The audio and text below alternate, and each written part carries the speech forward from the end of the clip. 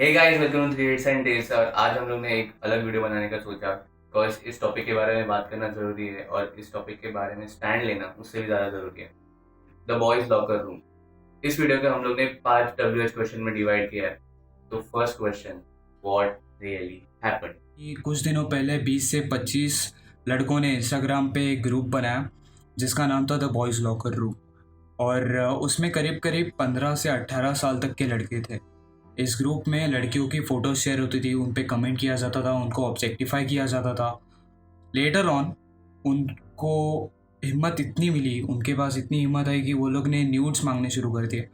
और फिर जब लड़कियां उनको मना करती थी तो उनको गैंग रेप कर देने की या फिर और भी डिस्कस्टिंग थ्रेट्स देने लगे।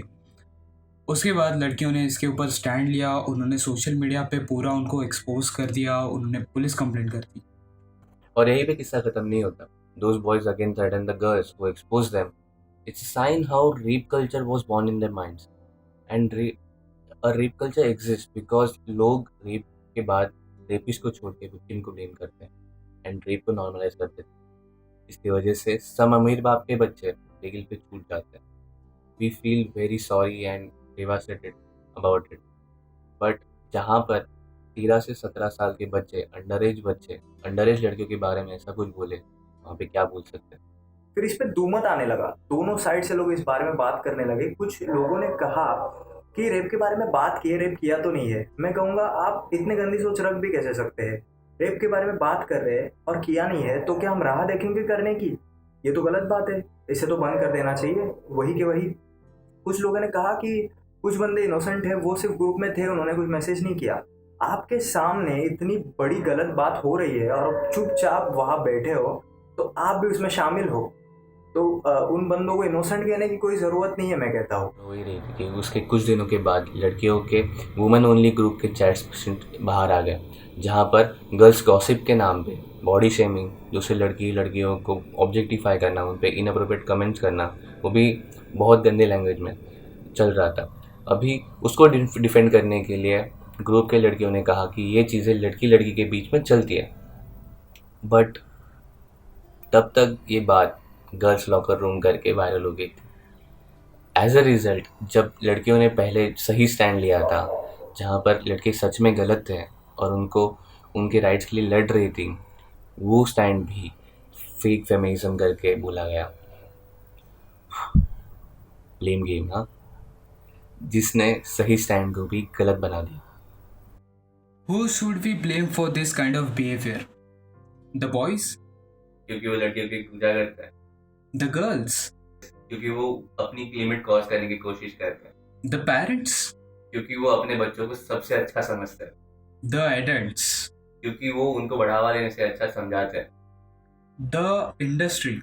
जिसने लड़की के नाम बोलने पर उसको चेस करना छोड़ना सिखाया, The social media? क्योंकि वो गलत काम करने वालों को ब्लॉक कर दिया, The society? जो सभी जेंडर को इक्वल समझती है। So when do you think this kind of behavior started? Maybe ये बॉयज़ लॉकर रूम से स्टार्ट हुआ होगा। नहीं नहीं, बॉयज लॉकर रूम से नहीं हुई, निर्भया केस हुआ था उससे हुई होगी। अगर रेप की बातें हो रही है तो आई गेस ब्रिटिश से स्टार्ट हुआ। वो उठा के लेके जाते थे, ये सब होता था। अरे नहीं, फिर तो मुगल्स ने किया होगा। वो भी तो लड़कियों को उठा के लेके जाते थे और रेप करते थे। आई वुड लाइक टू से कि ये सब सोने से चल रहा है, जब भी मेल फीमेल्स को अट्रैक्ट करने के लिए उनकी ताकत दिखा देते हैं। हाँ, तो मुझे लगता है कि ये सोचने से कुछ नहीं होगा, क्योंकि हम में और स्टोनेज मैन में सिमिलैरिटीज है। ये बहुत ही घिनौनी बात है। समझ में आना चाहिए कि हम इतने इवॉल्व हो गए हैं और सोच हमारी इतनी आगे आ गई है और अभी भी हम इन चीज़ों में अड़के पड़े हैं। So where do you think this kind of behavior started or originated? Delhi, north India? No. इस तरीके की चीजें हर जगह पर होती है, ये किसी प्लेस या स्टेट से लिमिटेड नहीं है। इट्स लाइक हर जगह पर किसी लड़के के बारे में, लड़कियों के बारे में जजमेंट पास किया जाता है, उन पे ऑब्जेक्टिफाई किया जाता है, उन पे कमेंट किया जाता है, which is so wrong. Maybe sometimes you might have done something like this, and only thing makes it right is you feeling ashamed of it. और ये चीज़ें हमारे अंदर है, like it's inside us. हमें इस सोच को रोकने का ट्राई करना चाहिए. Why do we need to address this topic? So, in this modern era, social media एक ऐसा सोर्स बन चुका है जो लोगों की लाइफ बना रहा है और उसके साथ उनकी लाइफ डिस्ट्रॉय भी कर रहा है, making it as a blessing and a curse at the same time. Parents अपने बच्चों को मोबाइल डिवाइसेस, कंप्यूटर्स, जो भी चीज़ें हैं और गैजेट्स है वो ऐसे ही ला के देते हैं विश के लिए या उनकी सेफ्टी के लिए, बट उनको बता रहे नहीं कि उसका इस्तेमाल किस तरीके से करना चाहिए. अगर उनको बताया ही नहीं कि वो सोशल मीडिया पे क्या डाल सकते हैं, क्या बोल सकते हैं, क्या पोस्ट कर सकते हैं, क्या शेयर कर सकते हैं, तो उनको कभी समझ में नहीं आएगा. मे बी यही चीज़ लॉकर रूम बॉयज़ और गर्ल्स के साथ हुई कि उन लोग को पता ही नहीं था कि वो क्या शेयर कर रहे हैं, क्या सोशल है, क्या पब्लिक है, क्या प्राइवेट है. उन लोगों ने लिटरली किसी की तो प्राइवेट चीज़ है, प्राइवेसी इन्वेड की और वो गलत था. It was very very wrong, क्योंकि किसी ने उनको बताया ही नहीं कि एक सोशल मीडिया क्या है. On the other side of this, there is a lack of sex education in India. बच्चों को पता ही नहीं है कि सेक्स क्या होता है. लाइक अगर किसी बच्चे को मोबाइल दे दो तो उसको थोड़ी दिन के बाद ही पॉर्न दिख जाएगा और पॉर्न दिखने के बाद वो उसी को आइडल सेक्स समझ के अपना माइंडसेट बना लेगा. They don't go to their parents if they had any doubts. वो एक कंफर्टेबल अडल्ट को ढूंढने के जो उसके साथ बात कर सकता है, और अगर वो adult like you and me अगर वो रिस्पॉन्सिबल हुआ तो उसको अच्छे से बता सकता है.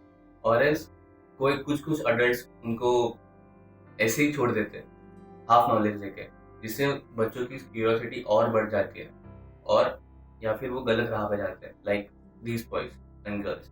Sex is not a taboo topic. Sex के बारे में ओपनली बात की जानी चाहिए. Sex is a physical relationship between partners with consent and respect. पर पॉर्न और हाफ सेक्स नॉलेज की वजह से लोगों को सेक्स ऑर्गेजम और रेप मोटिवेशन के बीच में फ़र्क नहीं समझता. और इसी को हम लोग जब एग्जाम्पल देते हैं कि किसी लड़की को गलत नज़र से नहीं देखना चाहिए, तो वी से कि किसी की माँ हो सकती है, किसी की बेटी हो सकती है, किसी की बहन हो सकती है. क्यों? इंसान होना काफ़ी नहीं है. How to stop this kind of behaviour, ये वीडियो का मेन पार्ट होता था, but we don't have any exact answer to this. So we have some thoughts to adults. Talk to kids. Teach them some moral sense. उनसे बात करें और उनको responsibilities, उनके limits बताएं. It might sound harsh, but learn some too. If आपके पास कोई advice मांगने आता है या आपकी help मांगने आता है, तो उनको एक अच्छा guidance दो. अगर आपको नहीं पता तो मुझे पता नहीं, इतना बोल के बता दो, क्योंकि हाफ नॉलेज देना बहुत ज़्यादा डेंजरस हो सकता है. एक बात मैं लड़के और लड़कियों से दोनों से कहना चाहूँगा कि पर्सनल चीज़ें सोशल मीडिया पे शेयर मत कीजिए. अगर आप शेयर कर रहे हैं तो आपका जो सर्कल है वो ट्रस्टवर्दी है कि नहीं, इसकी जांच ज़रूर कीजिए, क्योंकि सोशल मीडिया श्राप भी हो सकता है हमारे. बहुत लोग आपकी इस इन्फॉर्मेशन का गलत इस्तेमाल कर सकते हैं, तो ये सब बातों का ध्यान रखिए. जो भी बच्चे हैं या फिर टीन्स हैं, उन लोगों को मैं एक राय देना चाहूँगा कि आपके पेरेंट्स से बात करो या फिर कोई ऐसा पर्सन ढूंढो जो आपको गाइड कर सके, आपकी क्यूरियोसिटीज़ सब क्लियर हो जाए, और आपके पर्सनल फ़ोटोज़, वीडियोस या फिर किसी के भी पर्सनल फ़ोटोज़ या वीडियोस आपके पास अगर है तो प्लीज़ उसको शेयर ना करें. अगर आप कर रहे हो तो ये गलत है. To society, talk about issues, address the facts, keep an open mind about the things, and stand with the rights and stand against the wrongs. If you as a viewer feel alone to stand against this locker room chat, don't, because we stand against it. We stand against it. We stand against it. We stand against it. We stand against it. We stand against it. We stand against it. We stand against it. Enough is enough. And enough is enough. And enough is enough. And enough is enough. Enough is enough. And enough is enough. Enough is enough.